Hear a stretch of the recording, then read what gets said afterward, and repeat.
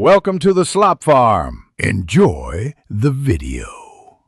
You begin by confirming your iPad Pro has LiDAR and that iPad OS is updated. This reduces drift and improves accuracy. Once done, choose a LiDAR-enabled app like Measure or a 3D scanning app and grant camera permissions. Make sure to clear clutter and remove shiny items because reflections confuse depth sensing.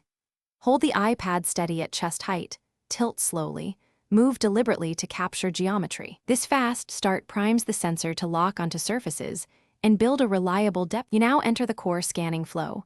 Move in smooth, overlapping passes around the subject while keeping about 0.5 to 5 meters distance. This preserves detail and reduces noise. Make sure to capture edges and corners by circling and changing angles because LiDAR reads best with varied viewpoints. Once you see gaps in the live mesh, pause and rescan those patches to fill holes. Also, make sure to avoid sudden jerks. Steady motion yields consistent point clouds and cleaner reconstructions for export. To finish, save or export your scan as OBJ, USTs, or a point cloud and verify the scale against a known measurement. Accurate scale matters for 3D printing or AR. Once exported, use smoothing or retopology tools to clean meshes and reduce polygons.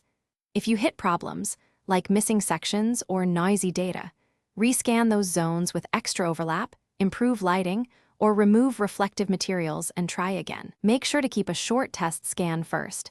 It helps diagnose issues before committing to a long capture. Thanks for watching. Consider subscribing if we helped you today.